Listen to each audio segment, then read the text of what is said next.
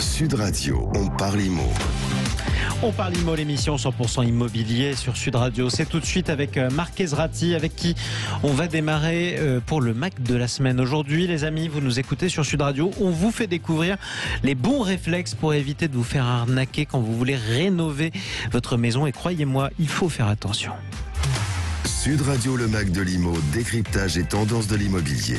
Avec mon expert rénovation énergie. Bonjour Marc Ezrati. Bonjour Jean-Marie, bonjour à tous. 1 million de Français réalisent chaque année des travaux de rénovation énergétique. Des travaux parfois très coûteux et qui peuvent se transformer malheureusement en véritable cauchemar pour des milliers de consommateurs. Alors, comment éviter les arnaques à la rénovation énergétique ? On a le plaisir de recevoir aujourd'hui Jean-Dominique Masseron. Il est directeur réglementaire chez Texial. Bonjour Jean-Dominique. Bonjour Marc. Et bienvenue sur Sud Radio. Ma première question, elle est toute simple. Quelle est la fraude ou les fraudes les plus répandues quand on veut rénover son logement ? Alors malheureusement, l'imagination des éco-délinquants est la seule limite à la fraude. Alors une fraude, c'est une tromperie ou une falsification qui est punie par la loi.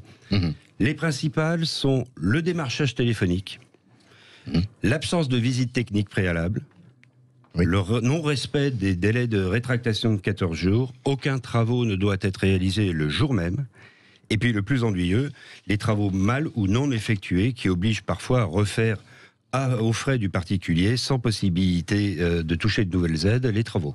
Alors, on va revenir un instant sur le démarchage téléphonique. Ça concerne beaucoup de monde. On a d'ailleurs, en préparant l'émission, eu le témoignage de Francine, qui nous écoute à Pau, dans le Béarn, qui nous racontait cette semaine qu'elle avait reçu 57 relances téléphoniques en moins d'une semaine. C'est énorme, 57. Oui. En même temps, il y a beaucoup de juste avoir comme pris des renseignements, juste quelques renseignements sur un site internet pour changer de chauffage. 57 appels, c'est énorme, comme le dit Jean-Marie. Qu'est-ce qu'on peut lui conseiller à Francine ? Alors surtout de ne pas répondre positivement à ces démarchages. Ça, c'est la base. Il faut savoir que le démarchage est interdit, en particulier sur la rénovation énergétique, est interdit par la loi du 24 juillet 2020. Alors ça veut dire qu'à chaque fois que j'ai un appel, et Dieu sait si on en a, qui concerne la rénovation de mon logement, l'isolation, pourquoi pas, de ma maison, c'est illégal. C'est absolument illégal. Absolument. Est-ce qu'on sait combien de Français sont victimes chaque année de fraude à la rénovation énergétique ? Alors, la DGCCRF a enregistré 1770 signalements de particuliers. Seulement 1770 signalements ? Alors, c'est à la fois beaucoup et assez peu. D'accord. Mais ce qui compte, c'est pas le nombre, mais c'est en fait de dresser le portrait des éco-délinquants. Ce sont des professionnels de la fraude. Certains ont même aucune compétence en BTP. Et ils sont tout simplement attirés par les systèmes d'aide qui sont accordés. Bon, alors on l'a dit ce matin, on va essayer d'avoir les bons réflexes pour éviter de se faire arnaquer. D'abord, rapidement, quand on est démarché à domicile par une entreprise, la première chose à faire, c'est de ne pas signer d'engagement. Pourquoi ? Alors, ce qu'il faut bien voir, c'est que le démarchage, encore une fois, est interdit, et le pro de la rénovation énergétique, l'artisan professionnel, n'est pas un commercial. Il n'a pas besoin de démarcher, son carnet de commandes est plein. Alors, si on vous démarche, méfiance. Alors, on a aussi un autre témoignage, je ne sais pas si on a le temps de le raconter, c'est celui de Roland à Thonon-les-Bains, près du lac de Genève. Après avoir signé ce qu'il pensait être un devis, c'est en fait un bon de commande de 38 600 € pour l'installation d'une pompe à chaleur. C'est énorme, 38 600 €. C'est 15 000 €. Donc, ce pauvre Roland, il se retrouve avec un surendettement sur les bras, aucune aide possible de l'État. Comment on fait pour lutter efficacement contre la fraude ? C'est quoi votre recette ? Alors déjà, on peut dire à Roland qu'il faut qu'il profite du délai de 14 jours de rétractation pour annuler sa commande. C'est tout à fait légal. Alors, qu'est-ce qu'on fait pour lutter contre la fraude ? Donc la fraude et la malfaçon, c'est un combat depuis toujours pour Texial. On milite pour avoir un secteur sûr. Les Français sont extrêmement sensibilisés à la rénovation énergétique. Et pour ce, on a mis en place une charte d'engagement mutuel avec les professionnels du bâtiment qui sont nos partenaires, les partenaires de Texial. L'objectif, c'est de valoriser les nombreux bons élèves du secteur et de répondre aux attentes des particuliers en termes d'accompagnement. Donc cette charte a plusieurs volets, on a 6. La qualité des travaux, conseil technique, sécurité du chantier, formation, environnement et, bien entendu, éthique. Merci beaucoup. Si vous voulez, on peut résumer très vite. Voilà, on a dit tout à l'heure, 1 million de Français rénovent leur appartement ou leur maison chaque année. 1770 signalements sont faits à la répression des fraudes. Et puis, vous l'avez dit tout à l'heure, Jean-Dominique, rares sont les bons artisans qui ont besoin de faire du porte-à-porte. Justement, comment les choisir, comment les trouver, comment les reconnaître quand on a besoin de faire des travaux chez soi, comment ne pas se faire arnaquer aussi. On en parle dans un instant, on parle IMO sur Sud Radio, on est ensemble jusqu'à 10h dans le Grand Matin Week-end. Restez avec nous, à tout de suite. Sud Radio, le Mac de l'IMO, décryptage et tendance de l'immobilier. C'est le retour dont parle IMO sur Sud Radio. On est ensemble jusqu'à 10h. L'émission 100% immobilier avec Marc Ezrati, ses invités. On parle des arnaques aujourd'hui, des escroqueries à la rénovation énergétique en compagnie de notre invité Dominique Masseron qui est directeur réglementaire chez Texial. Et il y a quelques minutes avec Jean-Dominique, on faisait un constat des milliers de Français qui réalisent des travaux de rénovation énergétique sont victimes chaque année de pratiques commerciales douteuses. Dans un récent rapport, la répression des fraudes a révélé avoir contrôlé 469 entreprises. Parmi celles-là, figurez-vous Jean-Marie, 56% d'entre elles, plus d'une entreprise sur deux, ont été épinglées pour des pratiques douteuses. Pour des pratiques commerciales douteuses, c'est ça ? Absolument. Alors, oui, ça fait pas envie, oui. Ma question, elle est simple ce matin. Comment on fait pour savoir si une entreprise, elle est sérieuse ou elle ne l'est pas ? Alors, il y a 3 points à vérifier, Marc. Le premier, c'est est-ce que les matériels et matériaux proposés sont bien éligibles aux aides ? Le deuxième, c'est de vérifier que le métrage qui est proposé, les surfaces calculées sont les bonnes. Et le troisième, c'est de vérifier que le professionnel est bien labellisé RGE. J'ai une question d'actualité pour vous. C'est tombé hier soir un sondage de Big Mat, vous savez, les magasins de matériaux, qui ont révélé que... il nous apprend que 63% des artisans sont déjà contraints de renoncer à un chantier de rénovation énergétique en raison de la pénurie de main-d'œuvre. Est-ce que vous pensez que ça peut avoir un impact sur les fraudes ? Alors, c'est vrai que c'est un sujet important et ça peut attirer les éco-délinquants. Donc, un conseil, vérifiez que l'entreprise qui rentre en contact avec vous n'a pas été créée trop récemment. Oui, d'accord. D'ailleurs, si on a un doute, je crois qu'il y a un organisme, c'est FAIRE, F-A-I-R-E, un organisme du gouvernement. Absolument. Donc vous pouvez prendre contact avec FAIRE, qui est un organisme qui a été mis en place par l'ADEME, l'Agence nationale de l'habitat, l'Agence pour l'information sur le logement et les collectivités pour accompagner et informer sur la rénovation énergétique. Et du coup, cette agence FAIRE, elle a l'annuaire des entreprises qui travaillent bien et qui sont dans les clous, quoi. Toutes les entreprises qui sont labellisées RGE. C'est pratique. Alors, si les travaux ne sont pas bien réalisés, qu'est-ce qu'on fait ?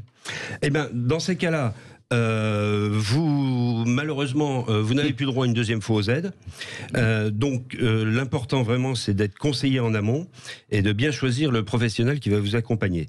Vous avez possibilité de dénoncer une entreprise qui ne fait pas correctement les travaux sur le site signal.conso.gouv.fr. Il est important de ne pas s'engager auprès de n'importe qui vous propose une offre alléchante.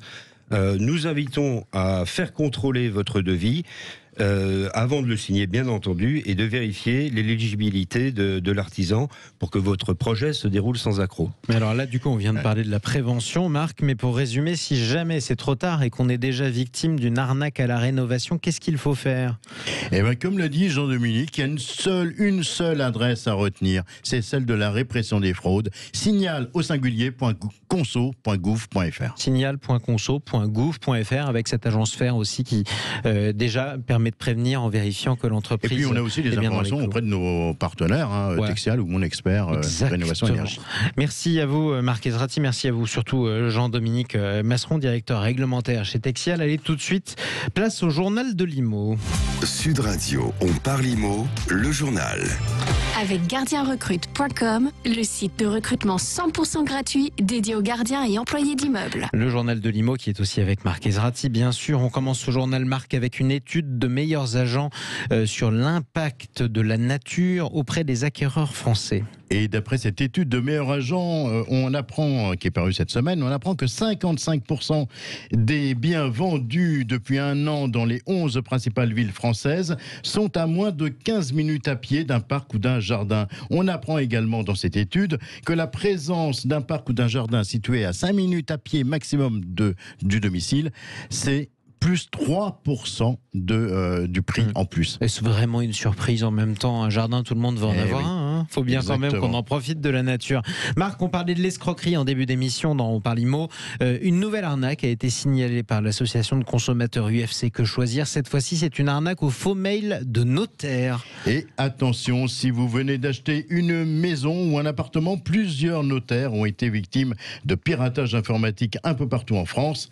Des escrocs utilisent ainsi les vraies adresses mail des notaires pour réclamer des sommes allant de 5 000 à 30 000 euros à régler par virement bancaire. Ah oui, c'est énorme. Il ne manquerait plus qu'un jour ils héritent de votre maison à votre place. Allez, Exactement. Un conseil pour éviter de tomber dans le panneau, Marc? Eh bien, un conseil tout simple, appelez votre notaire en cas de doute. Autre astuce, vérifiez bien le RIB joint au mail.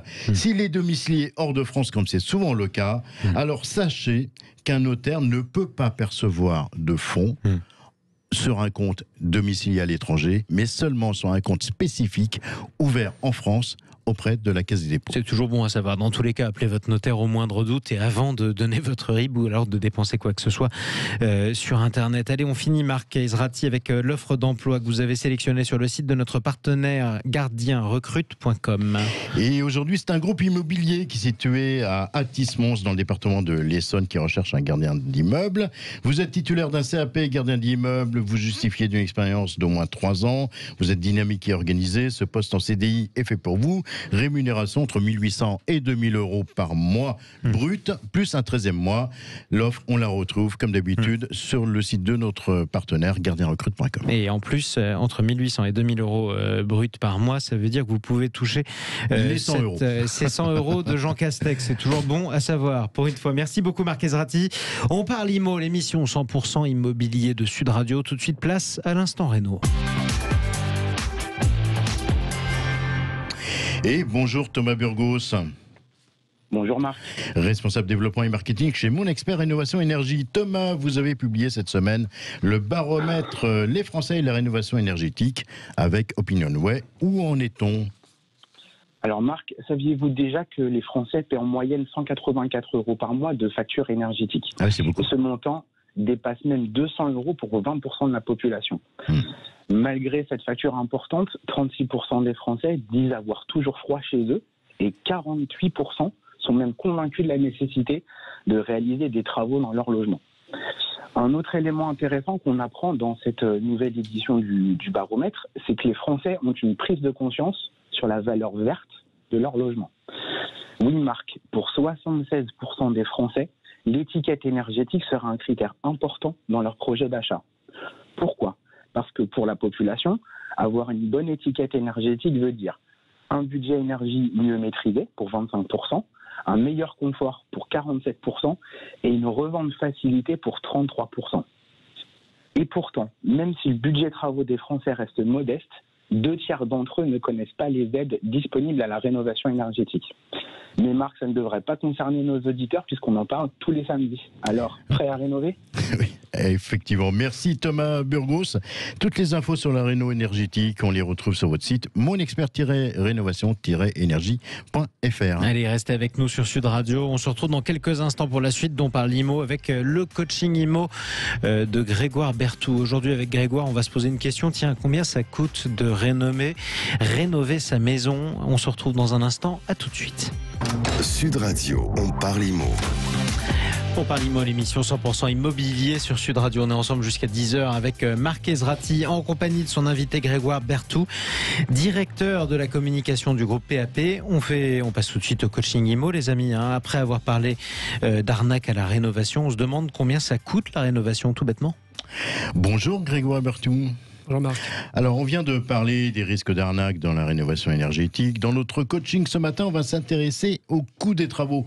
Grégoire, ma première question est simple. À quoi ça sert de se lancer dans la rénovation énergétique ? Eh bien Marc, l'objectif c'est de gagner des classes énergétiques. Vous savez, cette petite pyramide avec des lettres et des codes couleurs qu'on retrouve sur les machines à laver, les réfrigérateurs, eh bien pour les logements c'est pareil. Ça va de A, quand c'est très bien isolé, c'est la couleur verte, à G, quand c'est très mal isolé, c'est la couleur rouge. Les logements classés G, c'est ce qu'on appelle dans le jargon de l'immobilier les passoires thermiques. Et c'est d'autant plus vrai qu'à partir de 2025, on ne pourra plus louer de logements de classe G. Tout à fait, Marc. À partir de 2025, donc dans à peine 3 ans, on ne pourra plus louer un logement classé G qui sera considéré comme insalubre. Et dès 2028, ce sera le tour des logements classés F. Donc faire des travaux, c'est indispensable pour de nombreux propriétaires qui risquent de se retrouver avec un logement qui sera impossible à louer et très difficile à revendre, que ce soit en 2025, en 2028, voire même en 2034 pour les logements qui sont classés E. Donc Grégoire, si on résume, c'est indispensable et ça coûte cher, mais il y a quand même des aides d'État avec MaPrimeRénov' qui est quand même un gros succès. Alors effectivement, il y a un dispositif qui s'appelle MaPrimeRénov' qui a été mis en place par l'État et qui rencontre un énorme succès. Le gouvernement a d'ailleurs décidé de gonfler l'enveloppe de ce dispositif pour que plus de personnes puissent en bénéficier. Jusqu'ici, tout va bien. Mais le problème, c'est que même avec les aides, le coût des travaux reste très élevé. En tout cas, pas pour tout le monde, puisque les aides dépendent des revenus du foyer. Pour les plus modestes, les montants sont plus importants. Alors, c'est vrai que les aides sont accordées en fonction des revenus et que les ménages les plus modestes ont des montants plus importants que les ménages aisés qui n'ont quasiment rien. Mais ces aides, elles sont loin de couvrir le montant total des travaux. Et le reste à charge, pour une famille modeste, c'est un vrai problème. Vous avez un exemple à nous donner ? Alors des exemples, il y en a plein. Je vais en prendre un très parlant qui a d'ailleurs fait l'objet d'un article dans un grand journal du soir que je ne citerai pas. C'est celui d'une personne qui touche le RSA, donc qui a accès au maximum de MaPrimeRénov' puisqu'elle n'a pas de revenus. Elle voulait rénover une vieille maison dans le Loiret dont elle avait hérité avec pour objectif de l'habiter. La maison était classée G, donc ça correspond à la définition d'une passoire thermique. Pourri. Montant des travaux, 66 000 €. Montant de MaPrimeRénov', 54 000 €. Reste à charge, 12 000 €. Donc, comme vous êtes très fort en maths, Marc, vous allez me dire MaPrimeRénov' assure 82% du coût des travaux. Oui, mais il reste 12 000 € pour quelqu'un qui gagne le RSA. 12 000 € quand on est RSA, c'est énorme, c'est même impossible. Donc, vous pensez que seuls les ménages aisés peuvent avoir accès, ou en tout cas les moyens de faire rénover leur maison? Alors, je vais vous donner un autre exemple qui est tout aussi réel. C'est celui d'un ménage aisé qui est propriétaire d'un studio en location dans le 7e arrondissement de Paris. Leur studio était classé G. Et ils se sont lancés dans de gros travaux de rénovation pour être sûrs de pouvoir continuer à le louer. Ils en ont eu pour 84 000 € précisément, ce qui pour un studio, vous en conviendrez, est énorme. Oh, ça fait que 2 mois de loyer dans le 7e arrondissement à Paris, si on caricature un peu. Hein. Un peu plus. Mais on n'est pas loin, Eh bien, résultat des courses, après travaux, le studio s'est retrouvé classé F. Donc, il est passé de F à E pour la modique somme de 84 000 €. Oui, effectivement, c'est complètement dingue cette histoire. Bon, et comme toujours, il y a la théorie et la pratique, et forcément, la pratique, elle est coûteuse. Tout à fait, Marc. Et c'est dommage parce que cette histoire de rénovation, elle part d'un constat juste. Le bâtiment est la première source d'émissions de CO2 et c'est plein de bonnes intentions avec des milliards d'euros d'aides mises sur la table par le gouvernement. Mais comme le dit le proverbe, l'enfer est pavé de bonnes intentions. Très bon dicton, mon cher Grégoire. On rappelle à ceux qui nous écoutent chaque matin sur Sud Radio. C'est important pour qu'ils se méfient notamment.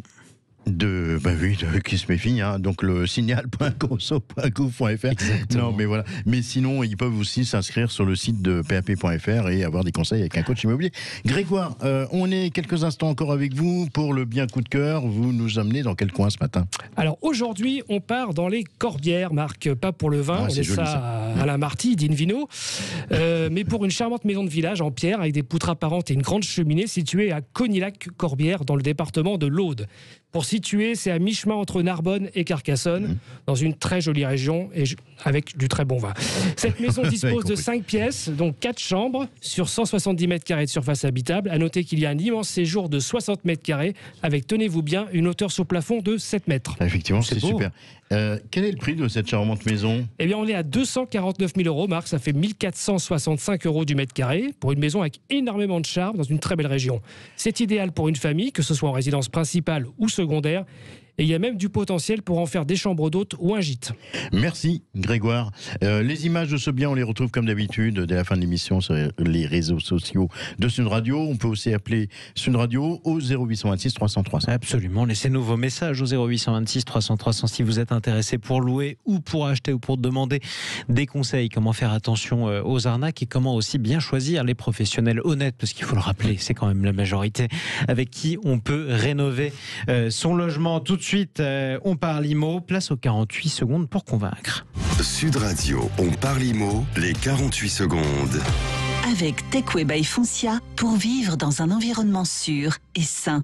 Bonjour Frédéric Fougerat, directeur de la communication du groupe Foncia. Frédéric, est-ce au syndic de planter des fleurs pour embellir une copropriété ?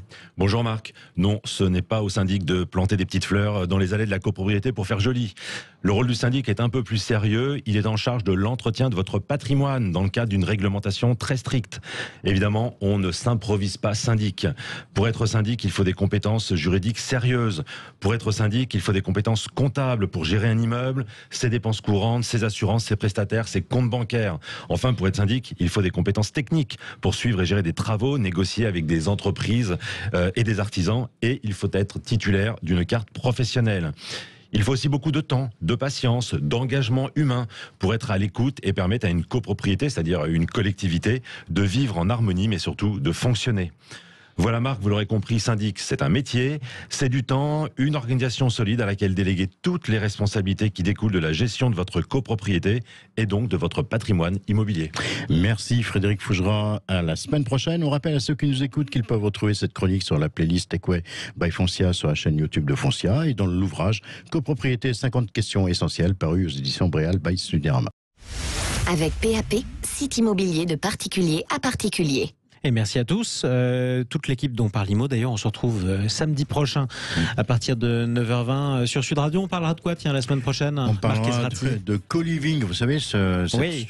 Colocation améliorée. La colocation améliorée. On verra comment on le traduira. Justement, comment ça fonctionne, pourquoi c'est tendance. Bonne idée, justement. Merci beaucoup Marc Ezrati. Merci à tous nos invités. Les amis, restez sur Sud Radio, puisque la journée continue sur Sud Radio dans quelques instants. Dans quelques minutes, juste après les informations Sud Radio, vous retrouverez Natacha Harry, vos animaux, comment prendre soin de ces animaux domestiques, ces petites boules de poil à quatre pattes qu'on aime tous d'ailleurs. À partir de 11h, politique sous influence, tout ce qui se trame sur les réseaux sociaux en cette année présidentielle, ce sera avec Guillaume Bigot et Juliette Brien. C'est leurs invités au programme aujourd'hui. Miss France attaquée devant les tribunaux par une association féministe. Et puis, faut-il déboulonner les statuts du passé? Autant de sujets qui font réagir les réseaux sociaux. On en parlera de 11h à midi sur Sud Radio. Restez avec nous. On se retrouve dans quelques instants pour la météo Sud Radio d'Iria André et puis pour les informations. À tout de suite. Merci d'écouter Sud Radio. Continuez comme ça, je vous admire. Sud Radio, parlons vrai.